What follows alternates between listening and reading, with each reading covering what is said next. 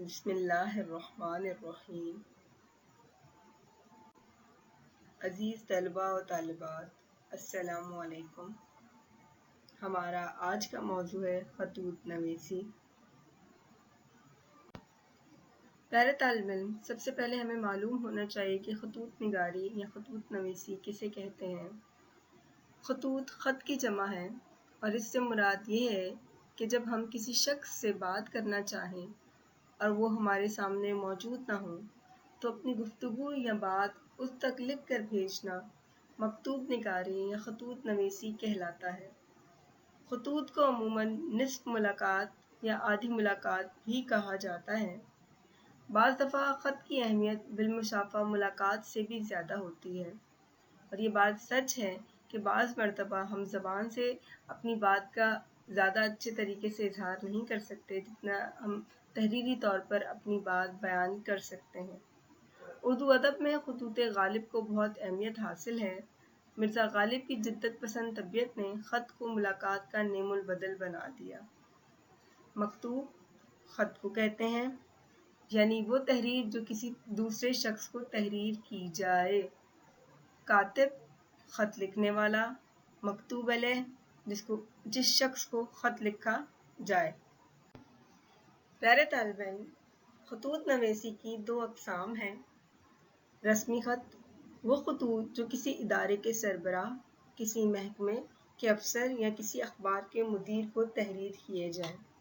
دوسری، غیر رسمی خط، وہ خطوط جو رشتہ داروں، عزیزوں اور دوستوں کو تحریر کیے جائیں۔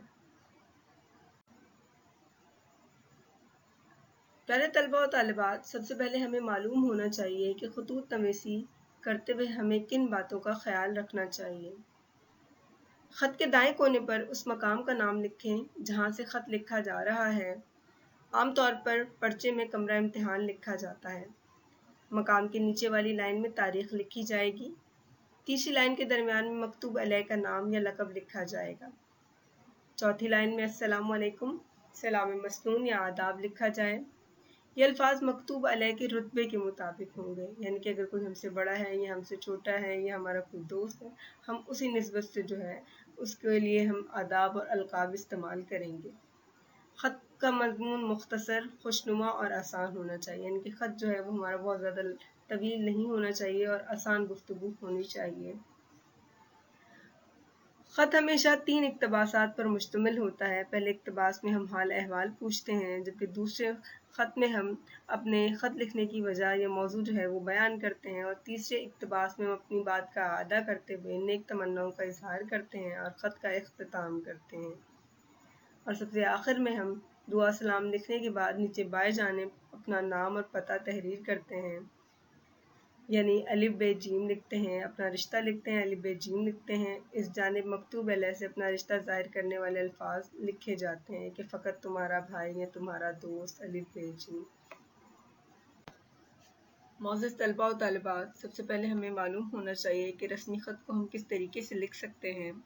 تو جب ہم رسمی خط تحریر کریں گے تو اس کا طریقہ کار یہ ہوگا کہ سب سے پہلے ہم لکھیں گے کمرہ امتحان کراچی مورخہ 10 جولائی 2020، ان کے پہلے ہم اپنا دائیں جانب جو ہے وہ اپنا پتہ لکھیں گے، تاریخ لکھیں گے اور اس میں کوئی جو ہے وہ لائن نہیں چھوڑیں گے۔ پھر اس کے بعد درمیان میں جو ہے درمیانی حصے میں ہم لکھیں گے محترم مدیر صاحب، روزنامہ جنگ کراچی۔ اخبار جو صرف اردو کے ہے صرف ہم انہی کا نام تحریر کریں گے۔ اس کے بعد جناب عالی، یہ ہمارا آداب و القاب کا حصہ ہو گیا۔ اس کے بعد سب سے پہلا پیراگراف، میں آپ کا روزنامہ جنگ باقاعدگی سے پڑھتا یا پڑھتی ہوں۔ مجھے یہ دیکھ کر انتہائی خوشی ہوئی کہ آپ نے اپنے اخبار کا ایک صفحہ عوامی مسائل کی اشاعت کے لیے وقف کر دیا ہے تاکہ لوگوں کے مسائل مؤثر انداز میں متعلقہ حکام تک پہنچ سکیں۔ یہ پہلا پیراگراف ہو گیا۔ دوسرا پیراگراف، لہٰذا میں آپ کے اخبار کی وساطت سے متعلقہ حکام کے علم میں یہ بات لانا چاہتا یا چاہتی ہوں کہ، اور اس کے بعد یہ خالی لائنیں جو ہیں وہ چھوڑ دی گئی ہیں۔ یہاں پر آپ کو جس موضوع پر بھی جو ہے وہ خط لکھنے کے لیے خط تحریر کرنے کے لیے دیا جائے گا، آپ یہاں پر وہ تحریر کریں گے۔ یہ ایک خاکہ ہے۔ اور آخری پیراگراف میں، مجھے امید ہے کہ آپ میری عرضداشت حکام بالا تک پہنچانے کا ذریعہ بنیں گے، جس کا یا کی میں ہمیشہ ممنون رہوں گا یا رہوں گی۔ فقط ایک مخلص شہری، الف ب جیم دال۔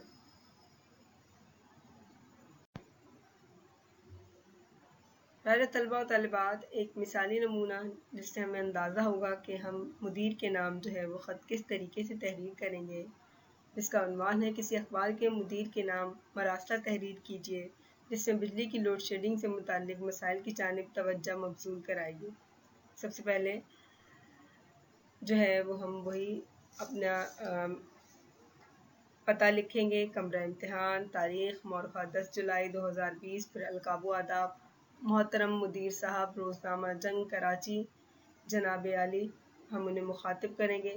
फिर उसके बाद पहला पैराग्राफ, मैं आपका रोज़नामा जंग बाकायदगी से पढ़ता या पढ़ती हूँ। मुझे ये देखकर इंतहाई खुशी हुई कि आपने अपने अखबार का एक सफ़ा अवामी मसाइल के अशात के लिए वक्फ कर दिया है ताकि लोगों के मसाइल मौसर अंदाज में मुतल्लक़ा हुक्काम तक पहुँच सकें।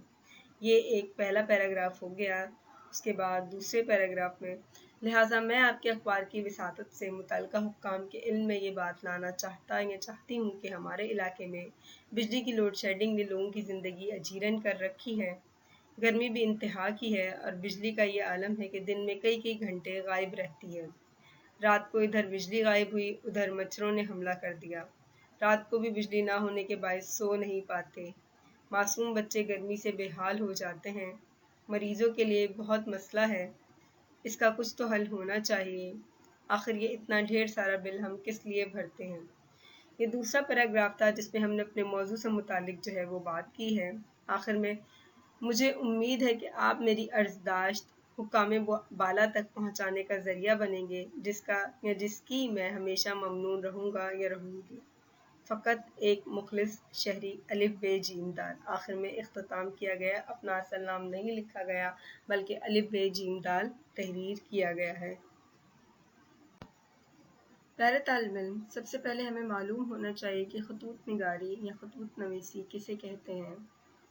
खतूत ख़त की जमा है और इससे मुराद ये है कि जब हम किसी शख्स से बात करना चाहें और वो हमारे सामने मौजूद ना हो तो अपनी गुफ्तगू या बात उस तक लिख कर भेजना मकतूब निगारी या खतूत नवीसी कहलाता है। खतूत को अमूमन निस्फ मुलाकात या आधी मुलाकात भी कहा जाता है। बाज़ दफ़ा ख़त की अहमियत बिलमुशाफ़ा मुलाकात से भी ज़्यादा होती है और ये बात सच है कि बाज़ मरतबा हम ज़बान से अपनी बात का ज़्यादा अच्छे तरीके से इजहार नहीं कर सकते जितना हम तहरीरी तौर पर अपनी बात बयान कर सकते हैं। उर्दू अदब में खतूत गालिब को बहुत अहमियत हासिल है। मिर्ज़ा गालिब की जिद्दत पसंद तबीयत ने ख़त को मुलाकात का नेमुल बदल बना दिया। मकतूब ख़त को कहते हैं, यानी वो तहरीर जो किसी दूसरे शख्स को तहरीर की जाए। कातिब ख़त लिखने वाला, मकतूब अलैह जिस शख्स को ख़त लिखा जाए।